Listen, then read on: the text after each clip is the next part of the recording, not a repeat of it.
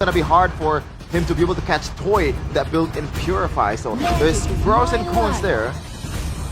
Let's see what they have. Yeah, it's gonna be a chill. So you call it justice in the world. Right, Choloyski coming through here Because I after say we did again. Oh Again, man. though. Oh It's no. almost like RRQ are rehashing the same kind of strategy, whereas Geek Fam now having a different solution, a different attempt at trying to solve the same problems. The aggressive chase potential here, and the burst coming in, physical and magical from the Farsa and Yisun Shin. Wow, the Yisun Shin popping up again. But with the Cho now having that potential of screening, that might be a different case. Fool me once, shame on you. Fool me twice, shame on me. Will this YSS bear fruit for Geek Fam? Cassers, take it away. The mercenary has been paid in full by the captain in Rins. Yisun Shin to seal the deal. 4-1 is the deal at hand right now for the Kingdom. Ladies and gentlemen, perhaps the final game of the series. Will the Kingslayers prolong this best of 7, or will we see their fate sealed here by RRQ? Welcome to the Land of Dawn for game number 5. Let's watch and witness. RRQ, they may take the MSC slots. They may take the grand finals of season 15 right here, right now. Let's see how Geek Fam will handle this game with Aloyski. Oh, going for comforts. Yep. Like regular season-wise, Loyski is back. But it's the way they played with the Choloyski, right? It wasn't just a random Cho. It feels like a random Cho for Geek Fam, and you can already see him getting, I was gonna say killed. Good flicker out from Beloy, but it's still reactive here. The Cho in the regular season, Gani, it was paired up with the Moskov. It was paired up with even Claude, you know, something that can split in the side and then you will just screen across the map. You have a Harith now, so you're much more of a team-fighting Cho. And that doesn't fit Choloyski. Like, he's not known for mechanics. He's known for screening, macro. Oh, he's gonna have to have like a really good mechanical game on the Cho. I mean, Farsa is a juicy target, right? And he is confident in popping the and using the flicker. He is confident that, yeah, there will be Dyron, there will be Doc that will cover me. Let's see if Cho or Beloyski finds that tight angle to provide the impact. Oh man, Quad Shadow already used up. Oh, make it. Gotta respect that. The thing about the Cho as well, yes, you can go onto Rins, but I think most of the times you want to go onto the enemy jungle. Yisun Shin has CC immunity with his first skill, and that actually helps a lot when you're up against the Cho here. Veloci going in, he doesn't have the flicker, remember, so he's gonna have to wait. Oh, walk the whole way, taking 2 turret shots. RRQ steady in control, Rins and Tyron at 4, a boy. No mana already. Do they have setup though? That's gonna be the question. RRQ into Turtle Pit. That's gonna be the Geek who over got the one who secures the turtle. Sunsujin gonna be taken very low, still has a stop, but an airstrike into the back. Sunsujin still able to claim first blood, but a boy falls next as he gets the trade in. I think it's equal, 2 for 1, but Geek, they got the turtle. But again, RRQ, they have mobility with Rins, with Edoc. It's going to be tough for Geek Fam to react towards the rotations, perhaps. So, right? Sure, they have a Cho, but yeah, with the wings by wings, the Rins can definitely move around the map. Oh, make it. Rins still has flicker, but the Jikudo helps make kids get the shadow kill, and Rins wasn't able to pop the flicker just in time to get away from the shadow kill. Good trades for Geek Fam. Beloyski now trying to help Kenziski clear this wave, knowing that the Swan one will have a better time in lane. Now Zaman force over as well. Into the turret they go. Really wanting to get a few more shots at him. Gotta be careful though. Don't get too greedy from the side of Geek Fam, but as long as Make It connects his quad jet onto his right target, like that earlier skirmish, all good for Geek Fam. Because then, RRQ will have to deal with that quad shadow, right? So let's see here. Make it go. Jikudo away the dragon, Lancer Flare, pure CC. But unfortunately, Beloyski is the one who gets the kill. It's a win though still for Geek Fam. How do they capitalize? It doesn't seem like they can. It'll just be a pick. That's it. It's a back-to-back kill on towards Rins this time around. A different story. It came the previous game, it was a boy who saw the dark screen most of the time.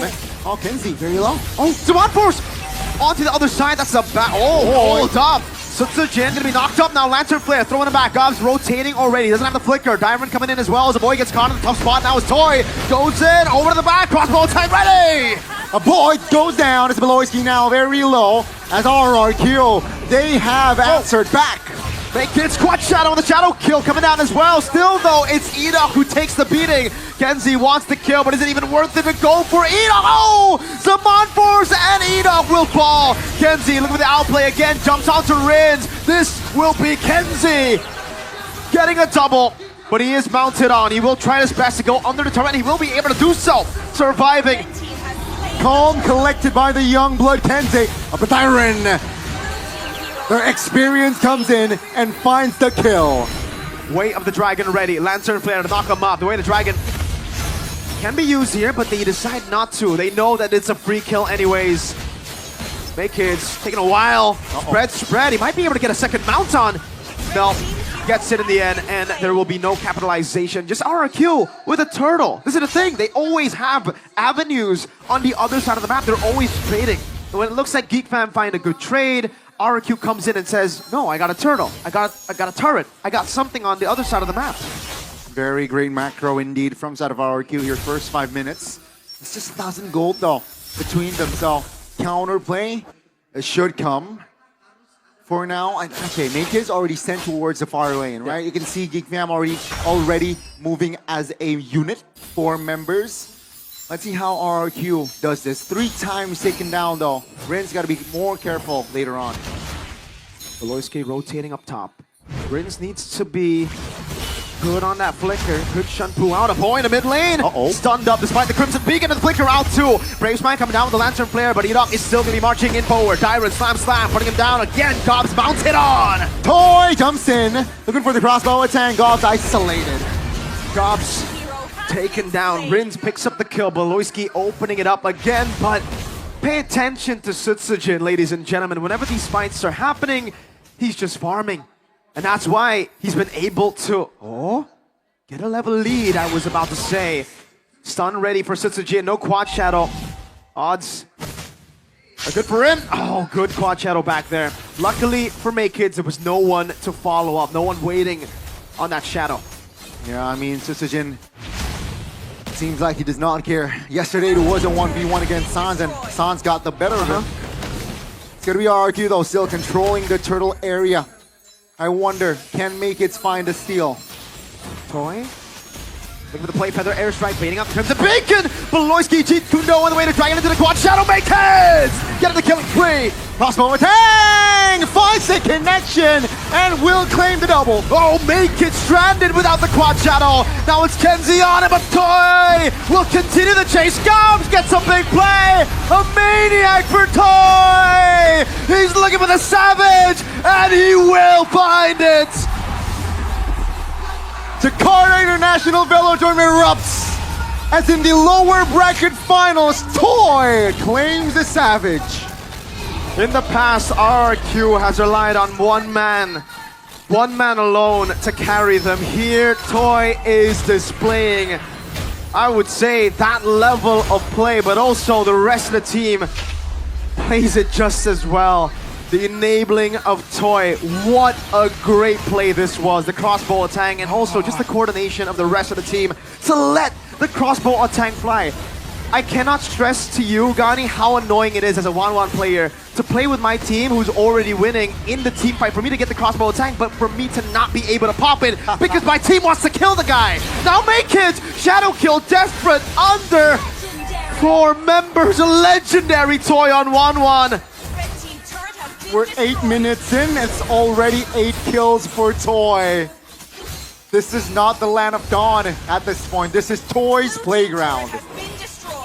When the kingdom was shaky, Toy was the only one stable. Now, in the bush, Sutsujin, and a 1v1 up against Kenziski. Now it is going to be a solo kill from the mercenary. Beloyski in the mid lane, so forced to back away. My, oh my. Geek Fam, how the rates have fallen It's going to be RRQ now, again applying pressure in the mid this time round. They have all the time that they need. Revitalize is there. Oh. No damage from Geek Fam. Absolutely none. They have not been able to secure Farsa in the first phase, and that has really costed them. 1-1 becomes free for the taking. Even the Yisun Shin that was dealt with by Onyx with the Farsa. This is the reason the damage-dealing mid laners have found so much value. If you don't use it in your lineup, you can see crazy picks like this just go all out. Even with the Hayabusa, usually will be enough to deal with the 1-1, but not this time. RRQ are en route, ladies and gentlemen, to secure the final ticket to MSC at EWC. Kenzie!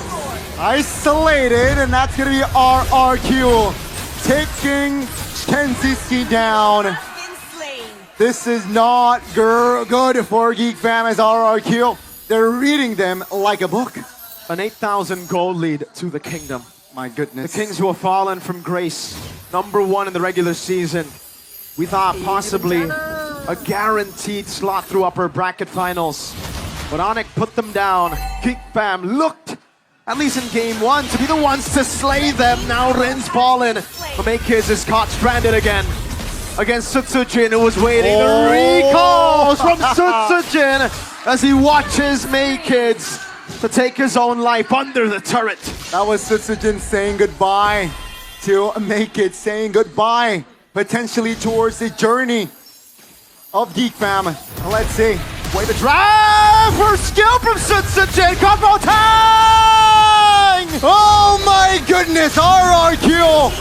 They're toying Geek Fam as they push and look for the final push. The rookie falling, the mercenary! Going wild with a maniac! The Ballin Kings have risen from the depths of the lower bracket.